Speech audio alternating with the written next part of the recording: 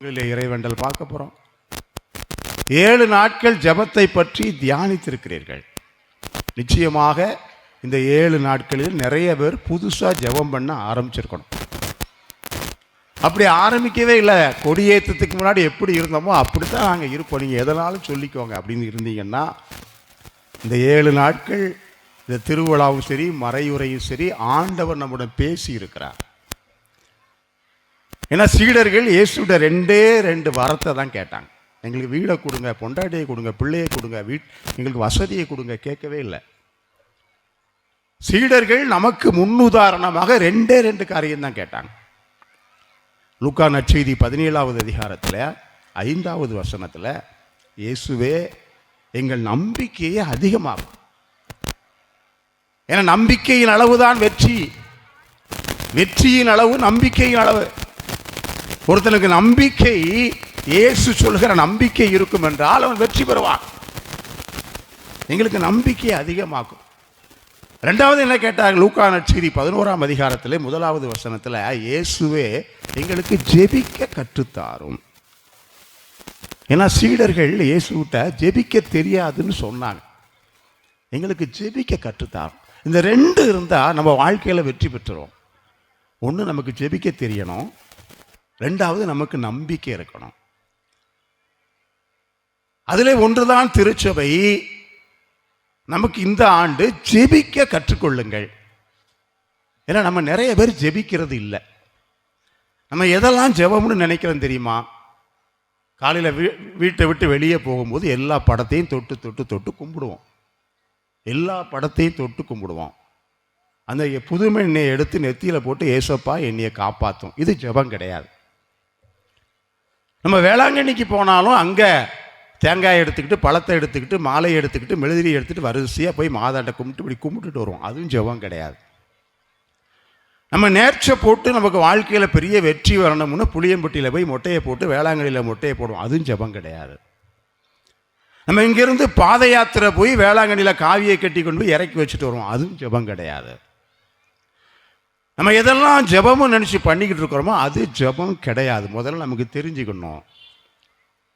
நம்ம நிறைய பேர் ஜெபமே பண்ணுறதில்லை. அன்பு சகோதர சகோதரி, இந்த நாளில் ஒரே ஒரு விஷயத்தை நீங்கள் செக் பண்ணிக்கோங்க. உங்கள் வீட்டில் டைவர்ஸ் இருக்குதா? விவாகரத்து இருக்குதா?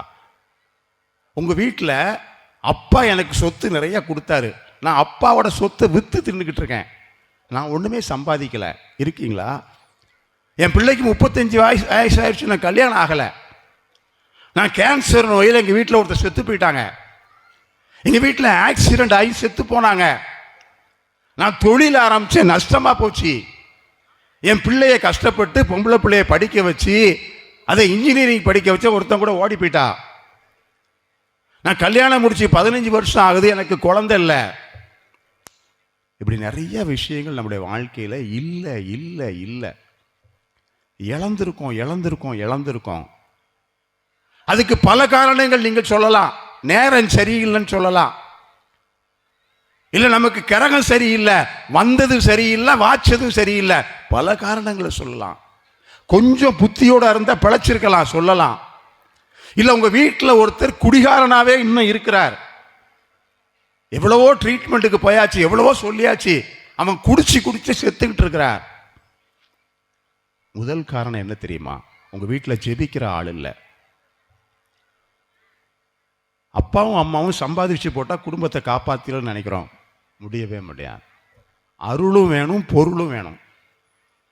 பொருளால் சம்பாதிச்சு பொருளால் வாழ்ந்துடலாம்னா ஏன் கோயிலுக்கு வந்திருக்கிறீங்க? பணம் இருந்தா வாழ்ந்துடலாம்னா ஏன் கோயிலுக்கு வந்திருக்கிறீங்க? ஏனென்றால் அருள் பொருளை தரும், பொருள் அருளை தராது. அப்ப இந்த அருள் எங்க கிடைக்கிறது நமக்கு? முதலாவது ஜெபத்தில் கிடைக்கிறது. அதனாலதான் சீடர்கள் கேட்டாங்க, ஜெபிக்க கற்றுத்தாங்க ஆண்டவரே, ஜெபிக்க கற்றுத்தாங்க. அப்ப எப்போ ஜெபிக்கணும்? லூக்கா நற்செய்தி 14ஆம் அதிகாரத்தில் 28வது வசனத்தில் இயேசு சொன்னார், கணவன் மனைவி பைக்கில் போறீங்க, பைக்கில் போகும்போது அந்த கணவன் பைக்கை ஓட்டிட்டு போகும்போது ஒருத்தர் குறுக்க வந்துட்டான், சடன்னு பிரேக் போடுதாரு, பின்னாடி இருக்க அம்மா, வீட்டம்மா ஏசப்பா அப்படிங்கிறாங்க. ஏசப்பா எப்போ கூப்பிடுதாங்க? இடித்த பிறகு தான் கூப்பிடுவாங்க. எங்கனையாவது முட்டின பிறதான் ஏசப்பாவை கூப்பிடுறார். நம்ம வாழ்க்கையில் எப்பவுமே ஜெபம் எப்போ தெரியுமா? கஷ்டம் வந்த பிறகு, துன்பம் வந்த பிறகு தான் ஏசப்பா. அப்புறம் கோயிலே கிடப்பாங்க. அது வரைக்கும் கோயிலுக்கு வந்திருக்க மாட்டாங்க. அதனால தான் ஏசையா இறைவாக்கினர் சொல்கிறாரு, நீ கடவுளை தேடணும் தான் கடவுள் கஷ்டத்தையே கொடுக்காருங்க. ஆனால் ஏசு எப்போ ஜெபிக்கணும்னு சொல்கிறாருன்னா, எல்லாத்துக்கும் முன்னாடி. ஏசாயா 14:28 சொல்கிறது, நீ பெரிய கோபுரம் கட்ட போற, பெரிய வீடு கட்ட போற, பெரிய திட்டமெல்லாம் வச்சிருக்க, அதெல்லாம் அப்படி ஓரமாக வச்சுட்டு முதல்ல நீ ஜெபம் பண்ணு, போய் உட்காரு, ஜெபம் பண்ணு, அதுக்கப்புறம் வேலையை பாரு. நீ போய் சண்டை போட போற, உனக்கு எதிரி நிறைய இருக்கிறாங்க. அப்ப சண்டை போடும்போது வாளையும் ஈட்டியையும் தேடாத, எத்தனை பேர் கூட நிற்காங்கன்னு தேடாத, எல்லாத்தையும் விட்டுரு, முதல்ல ஜெபம் பண்ணு. ஏசு என்ன எல்லாத்துக்கும் முன்னாடி. நீங்கள் காணா ஒரு கல்யாண வீட்டில் ஏன் ரசம் இல்லாமல் போச்சு? மாதா வந்தாங்க, ஏசு வந்தாங்க, ரெண்டாவது கதை. ஏன் இல்லாமல் போச்சு? அந்த கல்யாண வீட்டுக்காரன் அப்பாவும் அம்மாவும் ஊரா பொண்ணை தேடி அலைஞ்சான், மாப்பிள்ளை தேடி அலைஞ்சான், மாசக்கணக்கில் அலைஞ்சான். அந்த பொண்ணு வீட்டுக்காரனும் மாப்பிள்ளை வீட்டுக்காரங்களும் யாரை சமையலுக்கு கூப்பிடலாம், யாரை பந்தலுக்கு கூப்பிடலாம், யாரை மைக் செட்டுக்கு கூப்பிடலாம், பூரா அலைஞ்சாங்க. ஆனால் 2 பேரும் ஜெபமே பண்ணலை. மைக் செட்டு வந்தாலும், பந்தல் வந்தாலும், எல்லாரும் வந்தாலும் ஒரு குடும்பத்தை வாழ வைக்க முடியாத, இந்த திருமணத்தை நடத்தி குடும்பத்தை வாழ வைக்கிற, எல்லா குடும்பங்களுக்கும் தலைவராக ஆண்டவராக இருக்கிற இயேசுட்ட முதல்ல ஜெபம் பண்ணி இருந்தா, அவற்றை முதல்ல மன்றாடி இருந்தா, தோபித் ஆகமத்தில் யார் உனக்கு மணமகன், யார் உனக்கு மணமகள் ஆண்டவர் காமிச்சிருப்பார்ல. அப்படி முதல்ல ஜெபம் பண்ணி இருந்தா உன் வீட்டில் ரசம் காலியா போயிருக்காத. எல்லாம் முட்டிக்கிட்டு முடியும். என்ன, அவன் தப்பிச்சுட்டான். ஏன் தெரியுமா? மாதாவை கூட்டிட்டான். விவரமா மாதாவை கூப்பிட்டு பக்கத்தில் வச்சிருந்தனால பிழைச்சிட்டாங்க. இல்லைன்னா ஊரே காரி துப்பிட்டு போயிருக்குமே. அதனால திருத்தந்தை 2ஆம் ஜான் பால் சொல்வார், குதிரை வண்டியில் எல்லாம் ஏற்றியாச்சு, பணம், பொருள், படிப்பு, வீடு, குடும்பம் எல்லாம் ஏற்றியாச்சு, குதிரை வண்டி போகாதுப்பா. குதிரை வண்டியில் எல்லாம் ஏற்றியாச்சு, குதிரை வண்டி போகாது. ஏன்? குதிரையை முதல்ல கட்டணும். குதிரையை கட்டினா தானே வண்டி போகும். அந்த குதிரை தான் ஜெபம்னு சொல்றார். எல்லாத்துக்கும் முன்னாடி நீ ஜெபத்தை முதலில் வை. இல்லைன்னா என்ன ஆகும்? நிறைய பேர் வண்டியை அவங்களே இழுத்துக்கிட்டு போறாங்க. சொந்த பலத்தில், சொந்த ஆற்றல்ல, சொந்த அறிவில் நீ இழுத்துட்டு போற வரைக்கும் தான் போவ, அதுக்கப்புறம் உன்னால முடியாது. அப்ப நீ குதிரையை மாட்டினா, நீ ஜெபத்தை முன்னால வச்சேன்னு சொன்னா குதிரை வண்டி பறந்துகிட்டே இருக்கும். நீ எங்க போகணும்னு ஆண்டவர் சொல்றாரோ உன் வாழ்க்கையில, உன் கற்பனைக்கு எட்டாத உயரத்தில் அது போய் சேரும். என் அன்பு சகோதர சகோதரிகளே, இனியும் நீங்க உங்க வாழ்க்கையில இழந்து போகாதீங்க. என் வாழ்க்கையில இந்த கஷ்டம், என் வாழ்க்கையில இப்படி, என் வாழ்க்கையில இப்படி சொல்லாதீங்க. எல்லாவற்றுக்கும் முதல்ல என்ன? கல்யாணத்துக்காக, வீடு கட்டுறதுக்காக ஜெபம் பண்ணணும் இல்ல, ஒவ்வொரு நாளும் முதலாவது ஜெபம். ஒரு தாயும் தகப்பனும் ஒரு நாளைக்கு குறைஞ்சது 1 மணி நேரம் ஜெபிக்கணும். ஆனால் பொம்பளைங்கள்லாம் என்ன சொல்லுவாங்க? ஃபாதர் காலையில் 5 மணிக்கு எழுந்திரிச்சு வீட்டை தொளிச்சு கோலத்தை போட்டு வீட்டுக்குள்ளே வந்து டீயை போட்டு தூங்குறதெல்லாம் எழுப்பி அதுகளை குளிப்பாட்டி பல் தேய்ச்சி காலையில் டிஃபனை செஞ்சு மத்தியான சாப்பாடு செஞ்சு பள்ளிக்கூடத்துக்கு அனுப்பி வீட்டுக்குள்ளே வந்து துணியை வாஷிங் மிஷினில் போட்டு துவைச்சி எடுத்து மாப்பை போட்டு தொடச்சி நைட்டு 11 மணி ஆகிடுது ஃபாதர். ஜெபம் பண்ணுறதுக்கே நேரம் இல்லை ஃபாதர். அதனால தான் இயேசு சொன்னார், மார்த்தா மார்த்தா, நீ என்ன பங்கை தேர்ந்து கொண்டாய்? இருக்கிறதுலே மோசமான பங்கை தேர்ந்துக்கிட்ட. எது? சோறு பொங்குறது, வீடை கூட்டுறது, கடைக்கு போகிறது. இது எதுவும் உன்னைய காப்பாற்றாது. நீ ஆண்டவர்கிட்ட முன்னாடி போய் நின்றுக்கிட்டு, ஆண்டவரே நான் சோறு பொங்கினேன் எங்கள் வீட்டுக்கு, நான் வீட்டில் வந்து வீட்டை பூரா கூட்டினேன், கழுவுனேன். ஆண்டவர் நல்ல பங்கை தேர்ந்து கொண்டாயா? நல்ல பங்கு என்ன? நீ வைக்கிற சோறு உன் குடும்பத்துக்கு ஆசீர்வாதம், நீ பற்ற வைக்கிற அடுப்பு உன் குடும்பத்துக்கு ஆசீர்வாதமாக, நீ சாப்பாடு கொடுத்து பிள்ளையை அனுப்புறே, அந்த பிள்ளை ஆசீர்வாதம். இதுக்கு என்ன செய்யணுமா? முதல்ல ஜெபம் பண்ணணும். காலையில் எழுந்திரிச்சு 5 மணிக்கு எந்திரிச்சு வேலையை ஆரம்பிக்கிறியா? 4:30க்கு எந்திரி, ஒரு அரை மணி நேரம். என் அன்பு சகோதரர், இது முதலாவது. இரண்டாவது என்ன? எல்லா ஜெபங்களின் உச்சம். இன்னைக்கு நம்முடைய பங்கு தந்தை அருமையான தலைப்பு கொடுத்துருக்காங்க. ஆபிரகாமினுடைய ஜெபத்தை விட, இறைவாக்கினர்களுடைய ஜெபத்தை விட, திருத்தூதர்கள் ஜெபத்தை விட, அன்னை மரியாளுடைய ஜெபத்தை விட, ஆண்டவர் இயேசுவின் ஜெபத்தை விட உயர்ந்தது என்ன தெரியுமா? கல்வாரி திருப்பலி.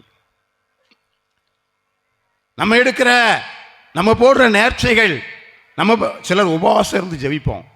என் ஜெபத்தை கேட்கணும், உபவாசம் இருந்து ஜெபிப்போம், மொட்டையை போடுவோம், காணிக்கையை போடுவோம், கடாயை வெட்டுவோம். இது எல்லாத்தையும் விட உயர்ந்தது திருப்பலி. ஏன் தெரியுமா? ஏன் சொல்றேன் தெரியுமா?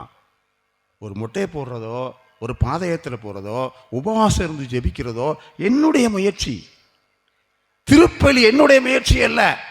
எனக்காக விண்ணையும் மண்ணையும் படைத்த கடவுள் எனக்காக ரத்தம் சிந்தி, எனக்காக உயிர் கொடுத்து என்னை வாழ வைக்கிறார். அதுக்கு ஈடே ஒண்ணுமே கிடையாது. அதுதான் உள்ளது, அதுதான் உச்சமானது. ஆபிரகாம் ஜெபம் கிடையாது, அன்னை மரியாள் ஜெபம் இயேசுவின் ஜெபத்தை விட மேலானது கல்வாரி பலி. என் அன்பு சகோதர சகோதரிகள், அப்ப ஏன் நாங்க பூசைக்கு வரத்தான் செய்யறோம்? ஏன் ஆசீர்வாதம் கிடைக்க மாட்டேங்குது?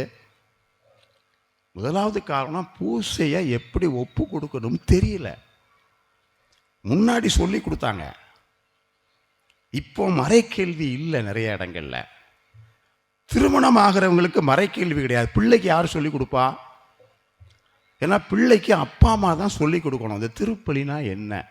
இன்னைக்கு முதல் வாசகத்தில் விடுதலை பயணம் 12ஆம் அதிகாரத்தில் 26வது வசனத்தில் மோசே சொல்லுகிறார், உன் பிள்ளை உன்னைய பார்த்து கேட்பான், இந்த பலிக்கு என்ன அர்த்தம்னு கேட்பான்.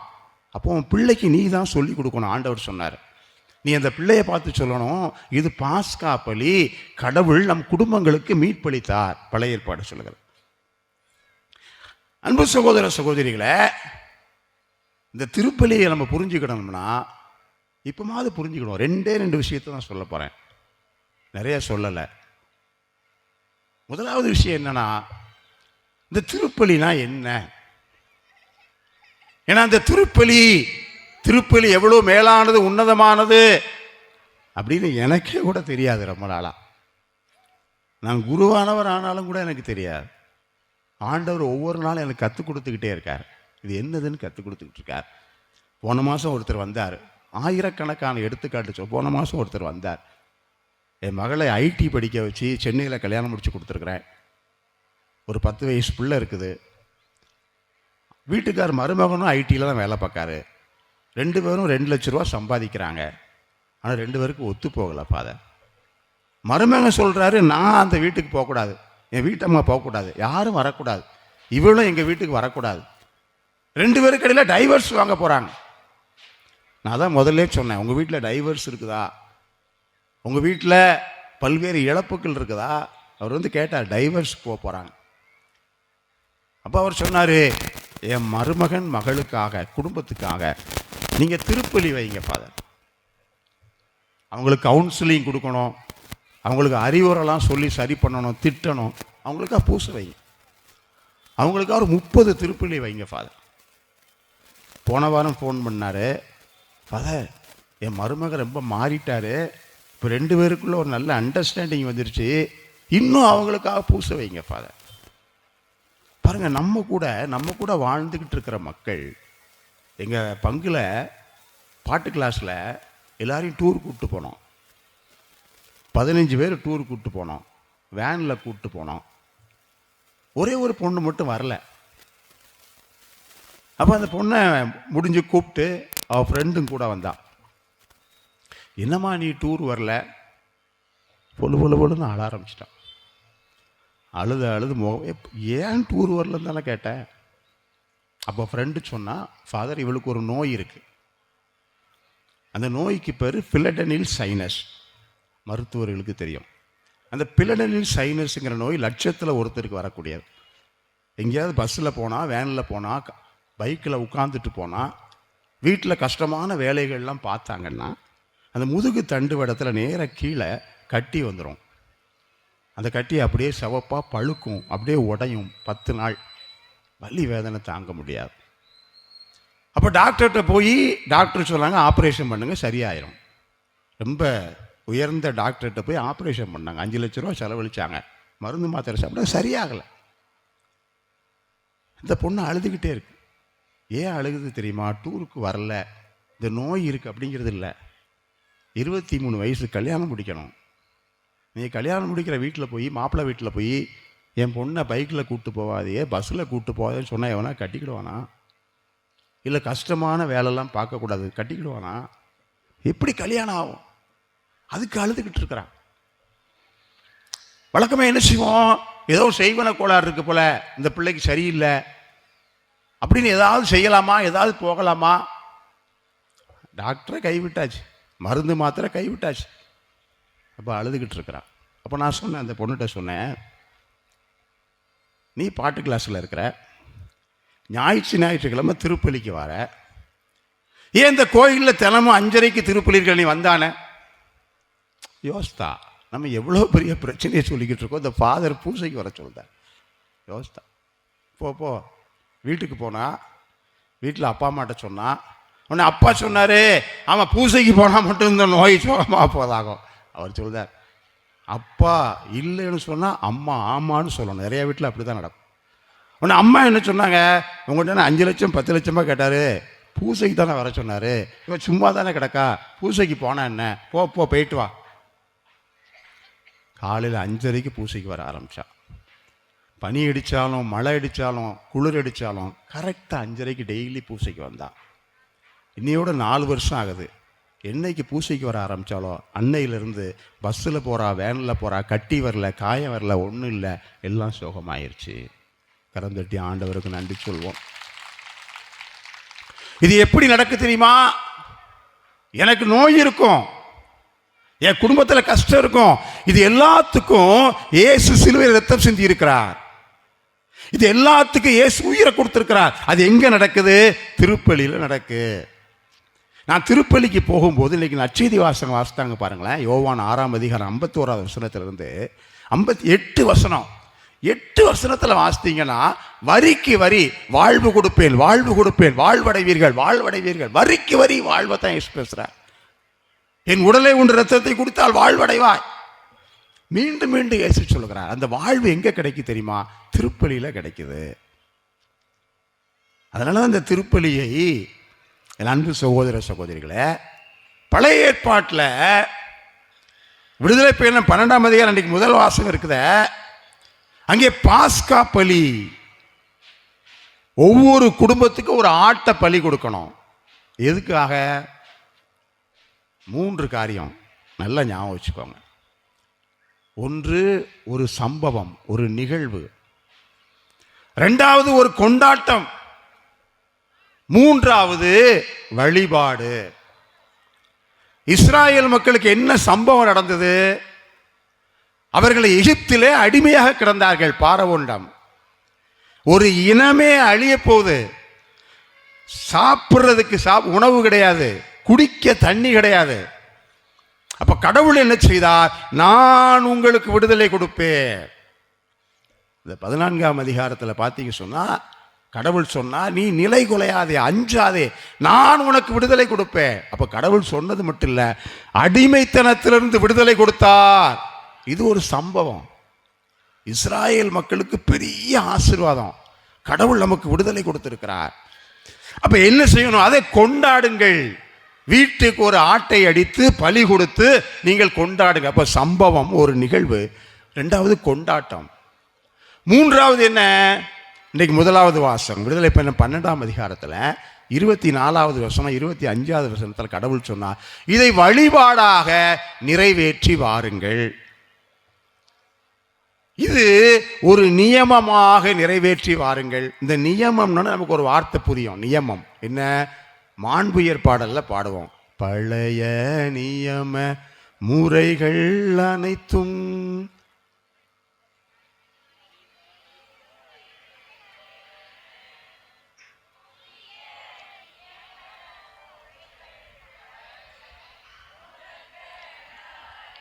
மனிதன் இதனை அறிய இயலா, குறையை நீக்க விசுவாசத்தின். ரெண்டு சொல்ல பாருங்க. ஒன்று பழைய நியமம். பழைய நியமம் மறைந்து போக. இது பழைய நியமம். இஸ்ராயேல் மக்களுக்கு விடுதலை கொடுத்தார். ஆட்டை பலி கொடுத்தார்கள். அதை ஒவ்வொரு வருஷமும் கொண்டாடினாங்க, வழிபாடாக்குனாங்க. அதை யாரெல்லாம் கொண்டாடினாங்களோ வழிபாடு, அவ குடும்பத்துக்கு அப்புறம் ஆசீர்வாதம். புதிய நியமம் என்ன? இனி ஆடு வேண்டாம், கோழியும் வேண்டாம், மாடு வேண்டாம். இயேசு நமக்காக பலியாய் இருக்கிறார். அது சம்பவம், அது நிகழ்வு. எனக்காக இயேசு பலியாய் இருக்கிறார். நீ அழிய வேண்டாம்.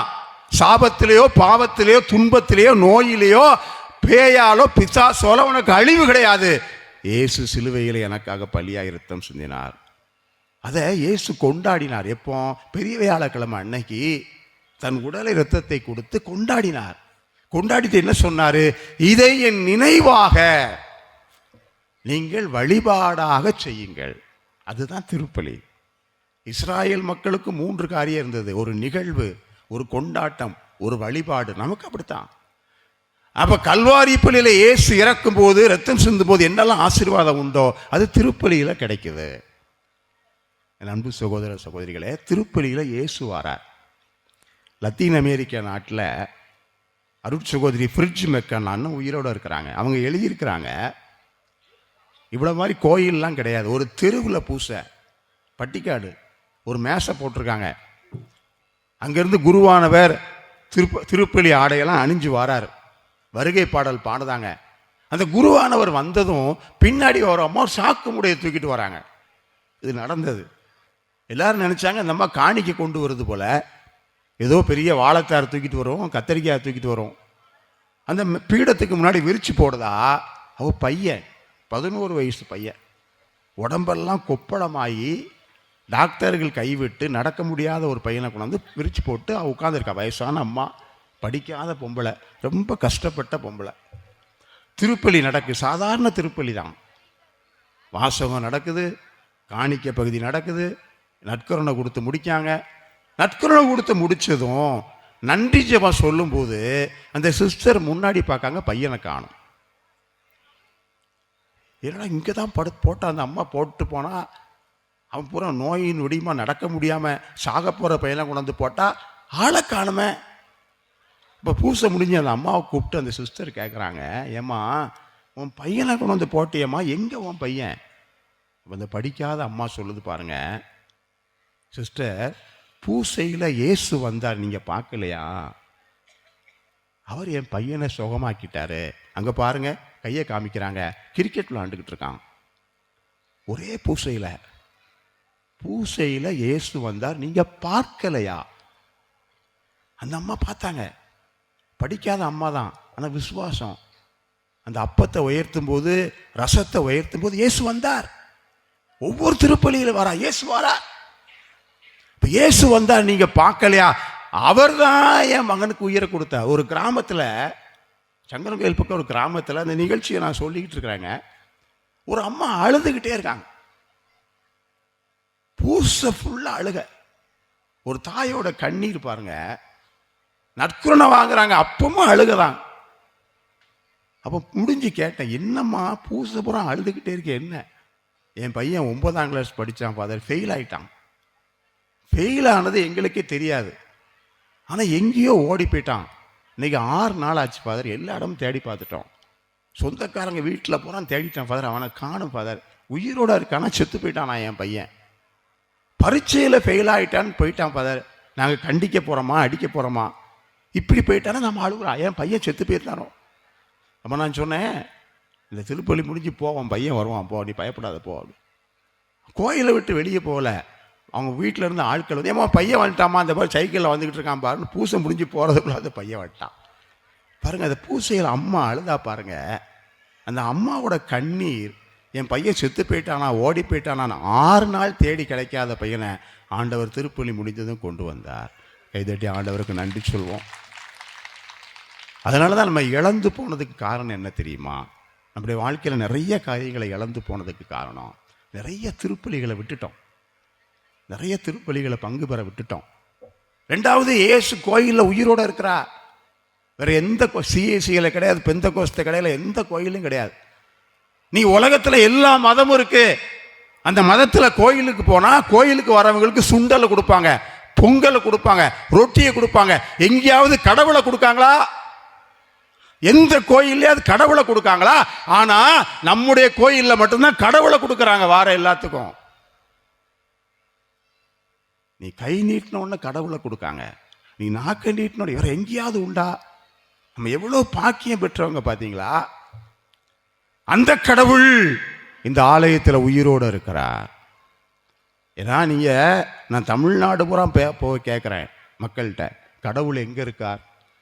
அவர் எங்கேயும் இருக்கிறார். அவர் எங்கேயும் இருந்துட்டு போகிறாரு. அவர் எங்களுக்குள்ளே இருக்கார்.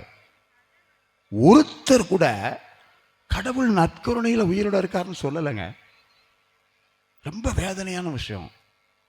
திருச்சபையின் போதனை என்ன? கடவுள் எங்கேயும் இருக்குமா திருச்சபை சொல்லுது? இல்லை எனக்குள்ள உனக்குள்ள கடவுள் இருக்கா? நீ ஒடியே சொல்லுவேன், ஏட்ட கிடையாது. கடவுள் எங்கே இருக்கிறார்? உச்சம் முதல் நற்கருணையில் உயிரோடு இருக்கிறார். இரண்டாவது கடவுள் எங்கே இருக்கிறார்? இந்த பைபிளில் கடவுள் உயிரோடு இருக்கிறார். அதனால தான் பூசையில் சாம்பிராணி காமிக்கிறோம், நற்கருணைக்கு சாம்பிராணி காமிக்கிறோம், பைபிளுக்கு சாம்பிராணி காமிக்கிறோம். மூன்றாவது கடவுளின் சாயலான ஒவ்வொரு மனுஷனிலையும் கடவுள் இருக்கிறார்.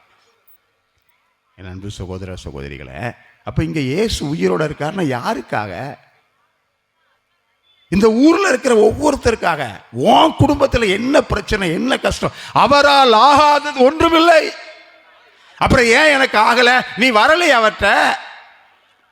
நீ பூசையை தவிர எப்போது வந்திருக்கியா? வந்து அவர் முன்னால் முழங்கால் போட்டிருக்கியா? சாந்தி நேரில் ஒரு அம்மா இருக்காங்க, அவன் மகனுக்கு செய்வனை வச்சு இன்ஜினியரிங் படிக்கிற பையன் ட்ரெஸ் எல்லாம் கழட்டி போட்டு வீட்டுக்குள்ளே ஆட்டம் போட்டுக்கிட்டு இருக்கான். பேய் கோளாறு. எங்கெல்லாம போனால் ஒன்றும் நடக்கலை. சபையில் போனால் என்ன நிறைய காரியங்கள் நடந்து போச்சு, எல்லாம் கூடிச்சு, ஒன்றுமே குறையலை.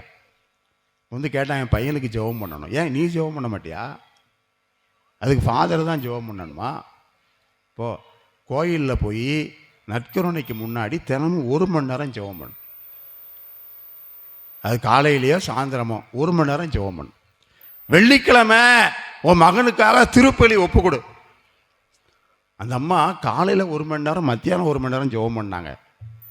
வெள்ளிக்கிழமை மட்டும் சொன்னேன், செவ்வாய் வெள்ளி 2 நாள் பூசை வச்சு கொடுத்தாங்க. 3 மாதம் பேய் கோளாறு, செய்வன கோளாறு எல்லாம் சரியாகி இன்ஜினியரிங் காலேஜ் படித்து முடிச்சுட்டான். அன்றைக்கி சாந்திநகர் கோயில் அவன் தான் கீபோர்டு கொயர் மாஸ்டர், அவன் தான் இருக்கான். அவங்க அம்மாவோட நம்பிக்கை அந்த பையனுக்கு விடுதலை கொடுத்தாங்க. ஏன் தெரியுமா? அந்த அம்மா வந்தாங்க, என் பையனுக்கு பேயா இருக்கலாம், என் குடும்பத்தில் சாபம் இருக்கலாம், என் குடும்பத்தில் கேன்சராக இருக்கலாம், ஆனால் எல்லாத்தையும் சுகமாக்குற இயேசு இங்கே உயிரோடு இருக்கிறார். இது எல்லாத்துக்காக ரத்தம் சிந்தி உயிர் கொடுத்தவர் இங்கே உயிரோடு இருக்கிறார். செத்து போன லாசரா உயிரோடு இருப்பிய கடவுள் இங்கே இருக்கிறார். அந்த அம்மா நம்பினாங்க பாருங்க. அந்த நற்கருணை ஆண்டவருடைய விடுதலை அந்த அம்மாவுக்கு கிடைச்சது. அப்போ என்ன அர்த்தம்? நான் இவரை விட்டுறக்கூடாது, எதெல்லாம் இழந்து போனணும் அதெல்லாம் பெரிய வெற்றியோடு பெறணும். அப்போ என்னென்னா அவரை நான் தேடி வரணும். ஒவ்வொரு நாளில் ஒரு 1/2 மணி நேரம், 1 மணி நேரம், இல்லை 5 நிமிஷம் அவரை பார்க்கணும். வந்து நற்கருணை ஆண்டவரை பார்த்து, அவருக்கு யார் இருக்கா? அவருக்கு யார் இருக்கா? நீங்கள் வராட்டி யாருக்கா? உங்களுக்காகத்தானே இருக்கார். அப்புறம் அவர் சந்திக்கணும்லா, முக்கியமானது. ஏன்னா நற்கருணை 3 வடிவத்தில் இருக்குது. ஒன்று திருப்பலி, 2வது உணவு, 3வது உயிரோடு இருக்கிறார். இன்னொன்று முக்கியமான விஷயம், அன்பு சகோதரனை சகோதரியே, வல்லவரே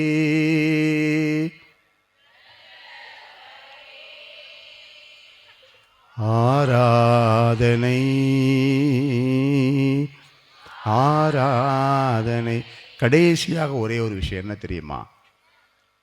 திருப்பலியில் எப்போ ஆசீர்வாதம் வரும் தெரியுமா? நமக்கு ஏன் வரலை? முக்கியமான காரணம் என்ன தெரியுமா? மரியாள் சொன்னாங்க, அன்னை மாதா மெஜுக்குரியில் காட்சி கொடுக்கும்போது சொன்னாங்க, நற்கருணை வாங்கிய பின்னால் முழந்தால் படியிட்டு கண்களை மூடி, மாதா சொன்னது, நான் சொல்லலை, கண்களை மூடி என் மகனோடு 10 நிமிடம் பேசுங்கள். மாதா சொன்னாங்க, நற்கருணை வாங்கினதுக்கப்புறம் பராக்கு பார்க்காதீங்க. மாதா சொல்கிறாங்க, கதை பேசாதீங்க, முழங்கால் போட்டு 10 நிமிஷம் என் மகன்கிட்ட ஜெபம் பண்ணுங்க. இயேசு புனித பௌஸ்தீனாவுக்கு காட்சி கொடுக்கும்போது சொன்னார், நான் நற்கருணையாக உனக்குள்ளே வரும்போது என் கை நிறைய ஆசீர்வாதத்தை கொண்டு வரேன். நீ எதுக்கெல்லாம் ஜெபம் பண்ணியோ அவ்வளவுத்தையும் நற்கருணையாக கொண்டு வரேன். ஆனால் நீ வாங்கினதுக்கு அப்புறம் நீ என்கிட்ட ஜெபம் பண்ணாம நான் இயேசுவே உனக்குள்ள வந்திருக்கேன் நீ நம்பாம உட்கார்ந்து வேடிக்கை பார்த்துக்கிட்டு நன்றி சொல்லாமல் ஜெபிக்காமல் இருக்கிற பார்த்தியா, நான் உன்னையை விட்டு வேதனையோடு வெளியே போயிருந்தேன். நல்லா தெரிஞ்சுக்கோங்க, நீங்கள் நற்கருணை வாங்கிக்கிட்டு கோயிலை விட்டு வெளியே போகிறதுக்குள்ள இயேசு உங்களை விட்டு வெளியே போயிடுவார். வேதனையோடு வெளியே போகிறார். வெளியே போகும்போது என்ன ஆகும்? அவர் கொண்டு வந்த ஆசீர்வாதம் உனக்கு கிடைக்காது. நீ எத்தனை பூசை பார்த்தாலும் ஆசீர்வாதம் கிடையாது. ஏன்னா அவர் வேதனையோட வெளியே போறார. நீ சுண்டலை வாங்கின மாதிரி சாப்பிட்டு உட்காந்து வாய் பார்த்து கதை பேசிக்கிட்டு இருக்கிய. அப்போ என்ன செய்யணும்? மாதா என்ன சொல்கிறாங்க, இயேசு என்ன சொன்னார்னா, நற்கருணை வாங்கினதும் யாரும் என்னமும் பண்ணிட்டு போகிறாங்க. சில கோயிலில் பாருங்கள், நற்கருணை வாங்கினதுக்கப்புறம் நடக்கக்கூடாத காரியம்லாம் நடக்கும். கல்யாண ஓலையை வாசிக்கிறது, சாமியார் டொனேஷனுக்கு பேசுறது, வந்தவனையும் வராதையும் திட்டுறது, எல்லாமே நற்கருணை வாங்கின அப்புறம் தான் நடக்கும். அப்புறம் எப்படி விளங்கும்? அப்புறம் எப்படி ஊர் விளங்கும், பங்கு விளங்கும், திருச்சபை விளங்கும்? இயேசுவே வந்த பின்னால். அதனால் என்ன சொல்ல, கோயிலில் என்னமோ நடந்துட்டு போது விட்டுருங்க. நம்ம என்ன செய்யணும்? நற்கருணை வாங்கினதும் முழந்தால் போட்டு ஆண்டவர்கிட்ட நன்றி சொல்லணும். ஏசப்பா கொடுங்கப்பா, நீங்கள் என்னெல்லாம் குழந்தைங்களா கொடுங்க, நன்றி நன்றி இயேசுவே. நான் ஒரு பாவி, என்னையை தேடி வந்திருக்கீங்களாப்பா, நீங்களே எனக்குள்ளே வந்ததுக்கப்புறம் எனக்கு வேறு என்ன வேணும்? கண்களை மூடி செபிங்க. அன்னைக்கு ஆரம்பிக்கும் உங்களுக்கு ஆசீர்வாதம். அன்னைக்கு ஆரம்பிக்கும். இல்லைன்னா நீங்கள் பூசை முடிஞ்சு வெளியே போகிறதுக்குள்ள உங்களை விட்டு இயேசு வெளியே போயிருப்பார். பல நிகழ்ச்சிகளை சொல்ல முடியும், பல நிகழ்ச்சிகளை சொல்ல முடியும். இயேசு உங்களுக்குள்ளே இல்லை, நற்கருணை ஆண்டவர் உங்களுக்குள்ளே இல்லை. அப்புறம் எப்படி ஆசீர்வாதம் கிடைக்கும்? இல்லை, நம்ம வார வாரம் பூசைக்கு போகிறோம், ஆனால் பாவ சங்கீதனமே பண்ண மாட்டோம், ஆசீர்வாதம் கிடையாது. நீ எத்தனை பூசை பார்த்தாலும் ஆசீர்வாதம் கிடையாது. திருச்சபை தான் சொல்லுது. அதனால தான் மாதத்துக்கு ஒரு முறை இல்லைனா 3 மாதத்துக்கு ஒரு தடையாவது நல்ல பாவ அறிக்கை செய்தால் நீ ஒப்பு கொடுக்கிற திருப்பலி உனக்கு ஆசீர்வாதமாக இருக்கும். இல்லை என்றால் திருப்பலி ஆசீர்வாதம் இல்லை. என் அன்பு சகோதர சகோதரிகளே, இயேசு பலியாயிட்டார், இரத்தம் சிந்திட்டார், வாழ்வு கொடுக்குறார். நான் வாழ்வை வாங்காமல் இருக்கிறேன், அந்த வாழ்வை பெற்றுக்கொள்ளாமல் இருக்கேன். அப்போ எவ்வளவு எனக்கு நான் ஒரு அறியாதவனாக இருக்கேன் பாருங்கள்.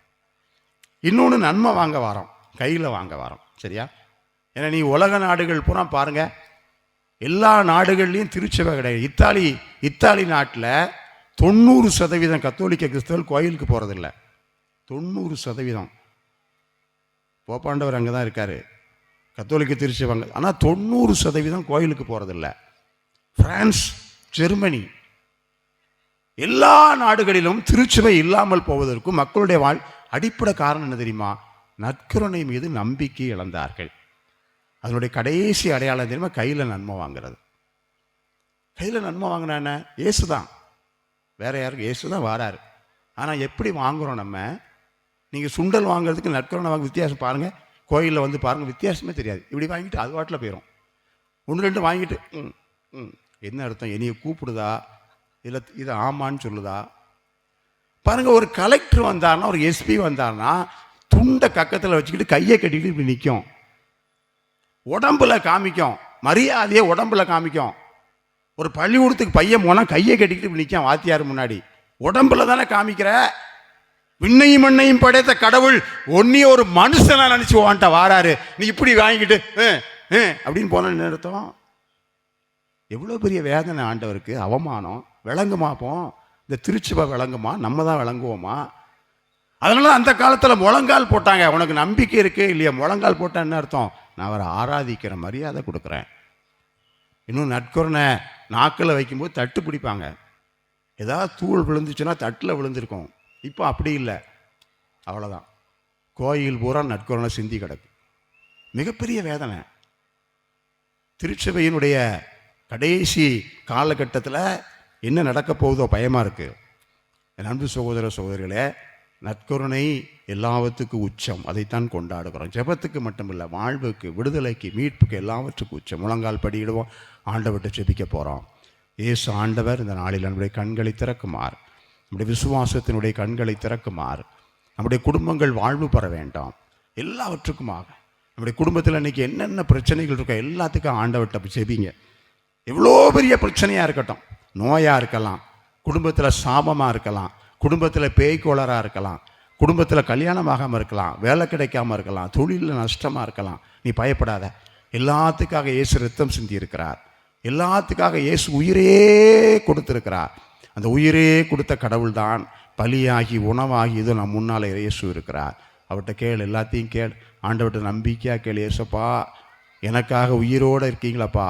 ஒவ்வொரு நாளும் நற்கருணையில் ஆயிரக்கணக்கான அற்புதங்கள் நடக்குதே சாமி, அது எனக்கு நடக்கணும்.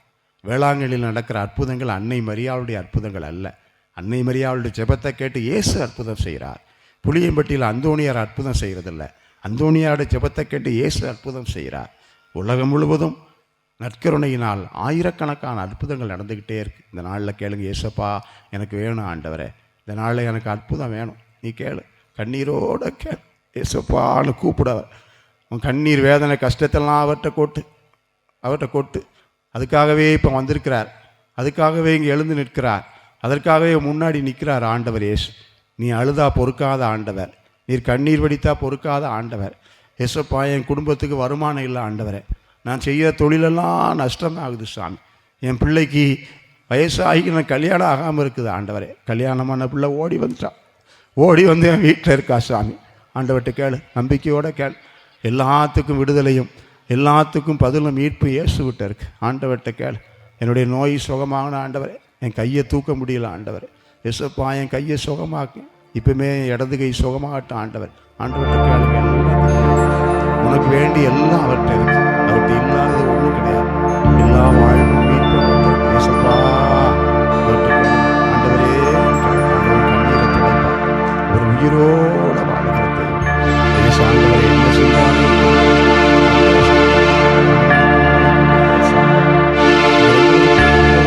மாட்டேன். என்ன செஞ்சாலும் சண்டை வந்துக்கிட்டே இருக்கப்பா. இதில் சண்டையை உண்டாக்குகிற பொல்லாத பிசாசுகள் வெளியேறணும். என் குடும்பத்தின் தடைகள் வெளியேறணும். என்ன உழைச்சாலும் எனக்கு நிம்மதி இல்லை ஆண்டவர். நைட்டில் தூங்கும்போது வேதனையோடு போய் படுக்கிறேன். ராத்திரி பூரா எனக்கு தூக்கம் இல்லை ஆண்டவர். ஏசப்பா, இந்த ஆண்டவரை கூப்பிடுங்க. என் வயிற்றில் இருக்கிற கட்டி, என் கருப்பு பையில் இருக்கிற கட்டி சுகமாகணும் ஆண்டவரே. ஏசப்பா, இந்த ஆண்டவரை கூப்பிடுங்க. என் கணவனுக்கு சுகத்தை கொடுங்க ஆண்டவரே. என் பிள்ளை இப்போ தான் கொஞ்சம் வயசு பிள்ளை, ஆனால் நோயில் படுத்து கிடக்க ஆண்டவரே. என் பிள்ளைய சுகமாக்குங்க சாமி. ஆண்டவர்கிட்ட கேளு. இயேசு இரக்கத்தோடு உங்களை ஒவ்வொருவரையும் இந்த நாளை ஆசீர்வதித்துக்கிட்டு இருக்கார்.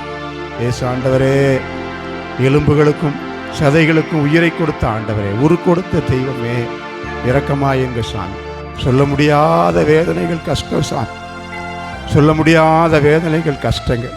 இயேசுவே, உடைய காயம்பட்ட கரையங்கள் தலைமையில் இருக்கட்டுப்பா. ஆசீர்வதிங்க சாமி, ஆசீர்வதிங்க ஆண்டவரே. விடுதலையும் சுகமும் நற்கருணை ஆண்டவருடைய வல்லமையால் இயேசுவின் பேரால் இப்போது நடக்கட்டும். இயேசு வல்லவரான ஆண்டவர் உங்களை தொடுகிறார். வல்லவரான ஆண்டவர் உங்களை தொடுகிறார், உங்கள் வாழ்க்கையை தொடுகிறார். அவர் இரக்கத்தின் தெய்வம். அவருக்கு யாரும் சொல்லிக் கொடுக்க தேவையில்லை. இயேசுப்பா, இயேசுவே, எங்கள் விண்ணப்பத்தை கேட்பவரே, எங்கள் கண்ணீரை காண்பவரே, சுகம் தருபவரே, இயேசுப்பா, உமக்கே நன்றியும் புகழ்ச்சி ஒப்பு கொடுக்கிறோம் சாமி.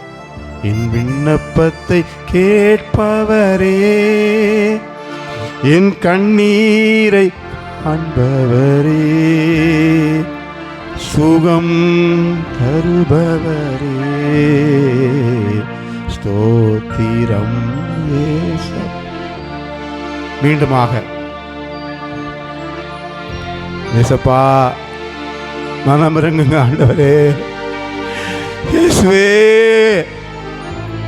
இப்படி இறக்க ஊற்றப்படட்டு சாமி. சுகம் தருபவரே, ஸ்தோத்திரம் ஏசையா. உம்மால் கூடும் ஒரு வார்த்தை சொன்னால் போதும். சொல்லுங்க ஆண்டவரே, உம்மால் கூடும்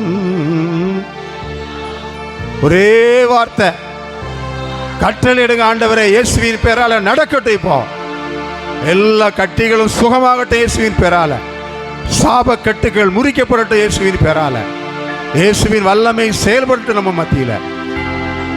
ஒரு வார்த்தை சொன்னால் போதும், எங்கள் விண்ணப்பத்தை,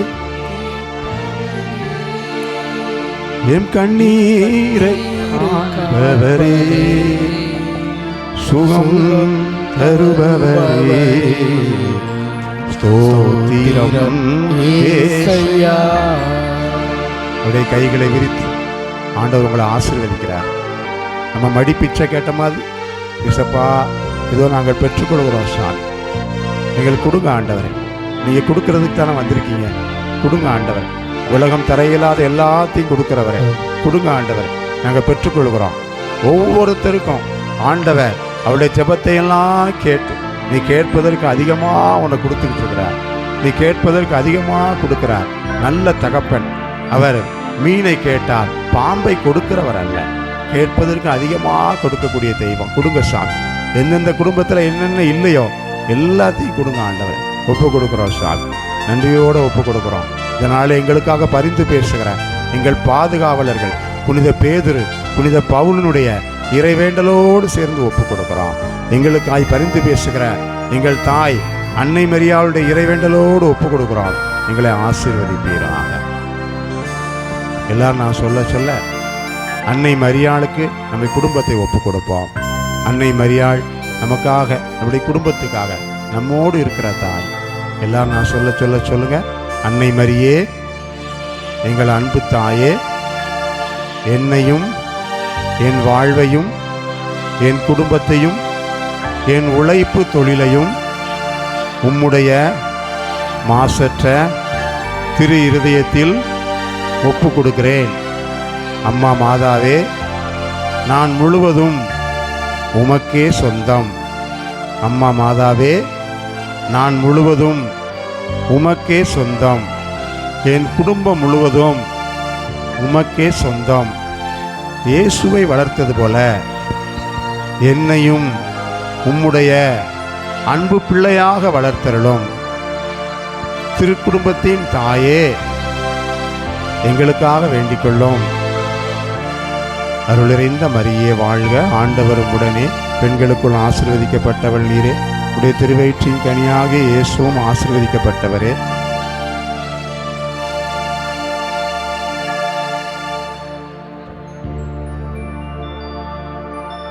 மாண்புயர் பாடல் ஆண்டவருடைய ஆசிரியர்.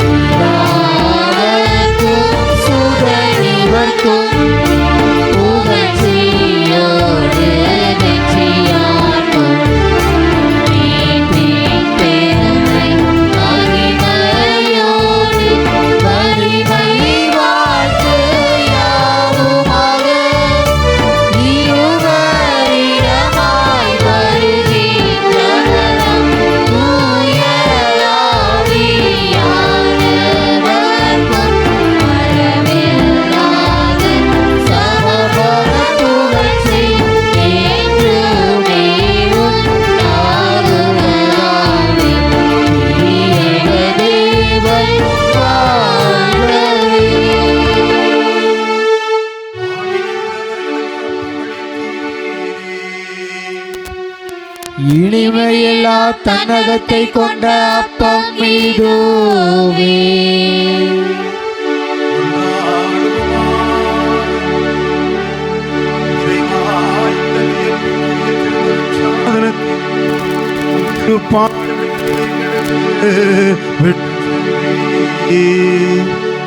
உமது திருவுடல் திருரத்தம் இவற்றி